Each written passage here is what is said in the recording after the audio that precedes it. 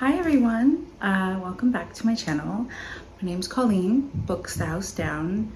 I have a couple of books that I want to share with you that I read in the month of August.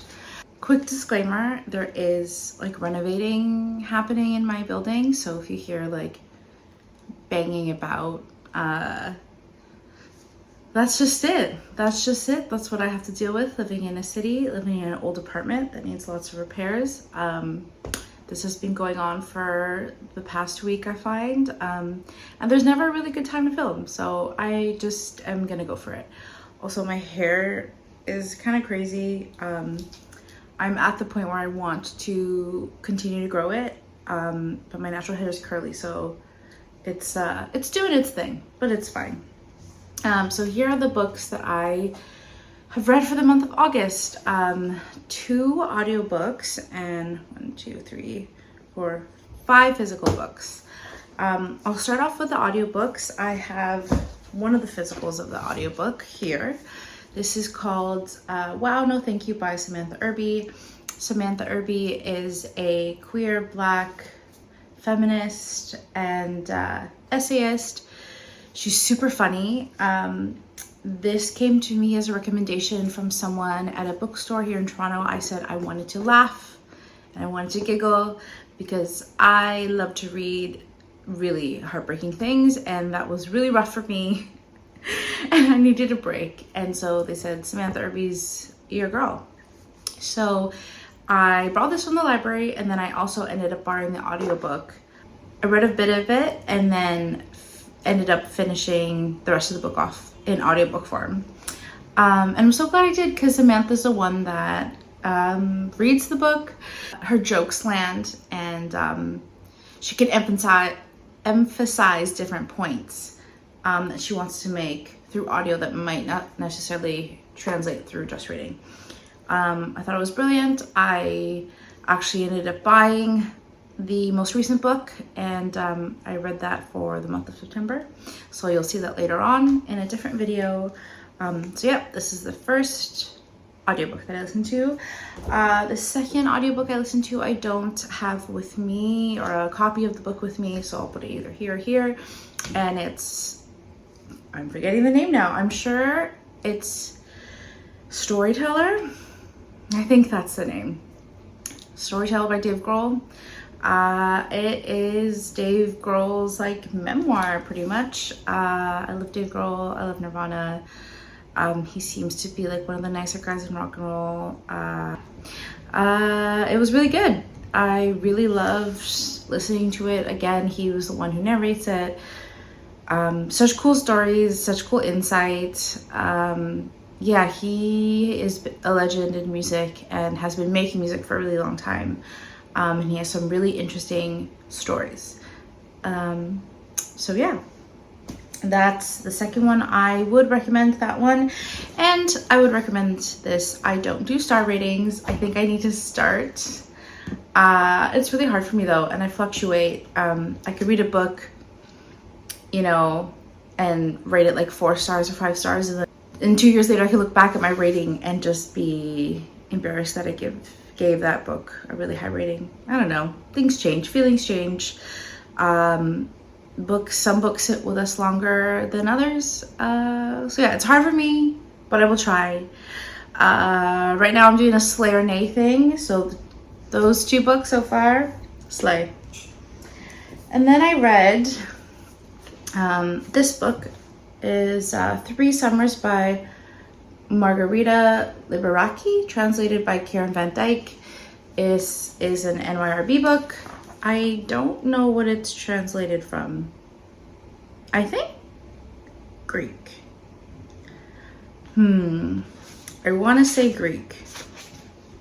I will insert it here, what it's translated from. This is basically a story about 3 sisters growing up in the countryside near Athens. So I assume Greece.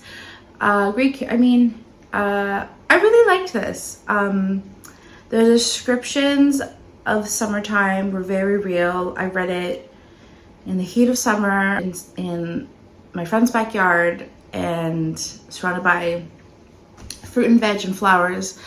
and I just thought this was the perfect companion. I really enjoyed this book.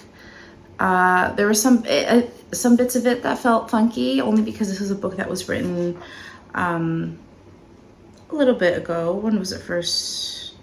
Okay, 1995. So not as old as I thought it would be. But I liked this. Big literary girl vibes, literary girl in the summer vibes. So slay, and I do recommend. Another book that I read this month is also another translated book. Claudia Pinheiro's A Little Luck, translated by Frances Riddle. I believe this is translated from the Spanish. Claudia Pineiro is Argentinian. She wrote the book named Elena Knows, which is a book that was making its way through Book Talk and BookTube. I've seen a lot of people read it. I wasn't entirely interested in reading that book from just the description. I picked this book up at a bookstore and started reading the first page and was like, yep, you're coming home with me. So that's what I did. After I finished this, I immediately had to go and seek out the other book that she read that was more well-known, called Elena Knows. And I also gobbled that up. And I thought that these two books are amazing. I want to look more into Claudia Pineiro's work. Her deep dives on characters are really brilliant. Her writing's really good. I don't know. I just really vibe with Claudia's work, and A Little Luck was brilliant, and I am still thinking about it. And it's September now, and I finished this book in, I don't know, mid-August, so it's been like a month, and I'm still thinking about this book. So yep, slay. I recommend A Little Luck, Claudia Pineiro. The next book is this book called Catch the Rabbit by Lana Bastasic. Sorry about that horrible pronunciation. This is a book written by Lana and translated by Lana. So this book was originally published in Bosnian and then translated by Lana into English, and I thought that was really interesting. This story follows banging about, I'm sorry again. This story follows these two girls that were like inseparable in childhood. Something happens. I'm so sorry, guys. Something happens, they part ways, and then they don't talk to each other for a while, and then something happens again where they're reunited and then have to deal with their childhood and their past and who they are now as adults. I thought that the first half of this book was really good, and then my interest really just dulled off, and I didn't really care for the rest of it. I think I maybe wasn't in the mind space to finish it. I shouldn't have just paused it and not continued to, because I kind of like was hate reading it by the end of it just to read it, which is a mistake. So that's on me. So this is a partial slay. I think you should read it. I never read anything that was translated from Bosnian, so I thought that was really cool. Really wanted to give it a try, but it wasn't for me. Who's to say that I'll read it in like 2 or 3 years time and like absolutely love it. Things are susceptible to change, and yeah, anyways, that's Catch the Rabbit. The second last book I have here is Miss Ferrante's The Lying Life of Adults. This is the, I think, third or fourth Elena Ferrante book I've read. I read this book, and then I read Days of Abandonment, which I brought from the library, and I have a copy of My Brilliant Friend, and I read that last year. And then I also read,